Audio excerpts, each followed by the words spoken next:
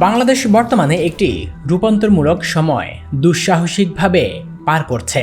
শাসন পরিবর্তন, ছাত্র আন্দোলন ও জনগণের দাবি নতুন রাজনৈতিক গঠনের দিকে। এই সময় আন্তর্জাতিক সম্প্রদায়ও বেশ সক্রিয় হয়ে উঠেছে।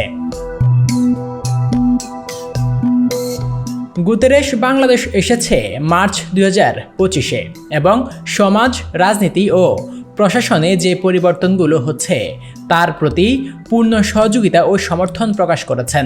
তিনি প্রধান উপদেষ্টা মোহাম্মদ ইউনূসকে বলেছেন, গণতান্ত্রিক, ন্যায় বিচারপূর্ণ ও প্রগতিশীল ভবিষ্যতের দিকে অগ্রসর হওয়া এ সময় জাতিসংঘ একটি সহ অংশীদার হিসেবে কাজ করবে।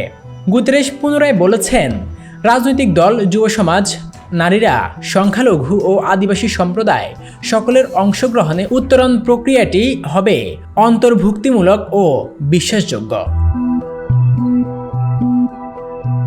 গত বছরের ছাত্র বিক্ষোভের পর প্রধানমন্ত্রী শেখ হাসিনার পদত্যাগ এবং বিদেশে যাওয়া, এরপর একটি অন্তর্বর্তী সরকার গঠন করা হয়েছে। এই সরকারের অধীনে রিফর্ম কমিশনগুলো কাজ করছে। নির্বাচনী প্রশাসন ও বিচার বিভাগের সংস্কার ছাড়াও পুলিশের সংস্কার, নীতি নির্ধারণে স্বচ্ছতা ইত্যাদি বিষয়গুলোর দিকে নজর দেওয়া হচ্ছে। গুতেরেস এই রূপান্তরের সময় শান্তি, সংলাপ ও বিশ্বাস গঠনের উপর গুরুত্বারোপ করেছেন ও উল্লেখ করেছেন, জনসাধারণের আকাঙ্ক্ষা, ন্যায় ও সুষ্ঠু নির্বাচনের প্রতিশ্রুতি সবচেয়ে বড় পরীক্ষা হবে। এই সমর্থন রাষ্ট্রীয় ও আন্তর্জাতিকভাবে একটি ইতিবাচক বার্তা পাঠায় যে বাংলাদেশ নিজের আত্মপরিচয় ও শাসনতন্ত্র গঠন করার পথে তার সিদ্ধান্তমূলক পরিবর্তন চাইছে।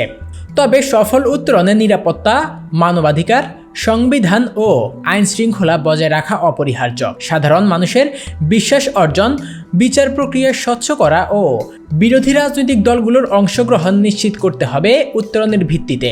গুতেরেস বলেছেন, জাতিসংঘ সবসময় পাশে থাকবে, কিন্তু প্রধান দায়িত্ব নিতে হবে দেশের রাজনৈতিক ও প্রশাসনের নেতাদের।